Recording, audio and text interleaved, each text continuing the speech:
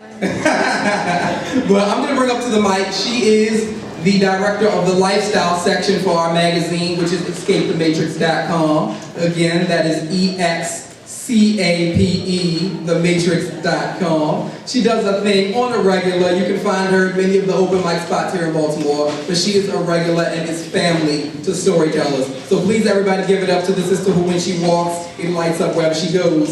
luminoUS!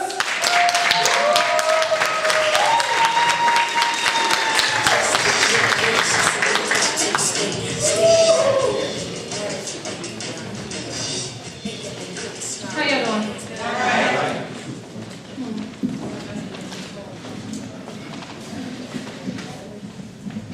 All right, so what am I currently reading? As cliche as it may sound, I'm currently reading my story, which means I'm learning more about myself as the days go by. It's the most interesting thing I've read in a long time. As we get older, we change, we evolve, and everyone sees it. But a lot of times we don't pay attention to ourselves changing. So with that being said, I've been reading up on me, and it helps me out a lot. I have two new pieces that I'm going to do. One I did memorize, and the other one I'll be using my faithful book. But anyway, the first piece is entitled Rules of Engagement. How many people have seen the Notorious movie? Okay, quite a few. So yeah, based on events in my life and then things that happened in the movie, I wrote this first piece. So part of it is based on a true story, but not all of it. But anyway, rules of engagement. I can still smell him on my hands. That scent of a man that erupted when I touched it. My hands coated in his loving, and I loved it. And I'm positive that he thought nothing of it. Questions of connections after the sexing. Belly now full with insecurities planted. Hoping that my memories are standing in his stanzas, forfeiting love for temporary pleasure. I borrow patience from the hands of time solely to love him more. Bleaching out the stains of his transgressions, praying that our love would be pure, I walk blindly. Wanting to be the only chick that he was kissing, sticking. We all fall victim to the game they be spitting, and I quickly learned that he was no different. Not considered his mistress, even to that he wasn't committing.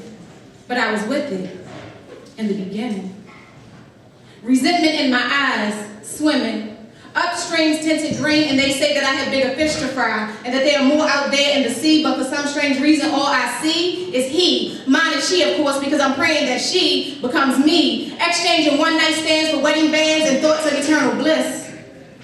It all happened with an innocent kiss, and now I'm caught up in some bullshit.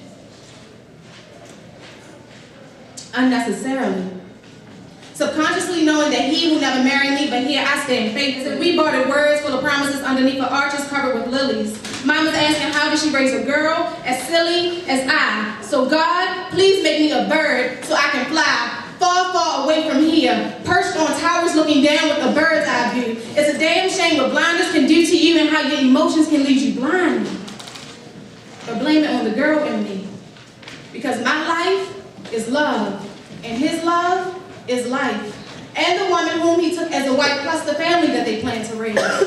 Shit, I just found out about the kids today, but it hurts all the same. Torn, open flesh with salt meshed in tightly, and he wants me to address her politely in the streets, but my mind gets tangled in thoughts of us frolicking between my sheets happily. Such a tragedy, to get caught up in fairy tales and not be the pretty princess. Rather, some secondhand chick whose grimy prints leave lipstick prints on collars. So I refuse to break dollars into change, trying to change the outcome of this game. I will never make it to the ending credits, yet my recurring role will be one and the same. That sideline chick wanted him to commit, but I knew the rules of engagement when I logged in to play.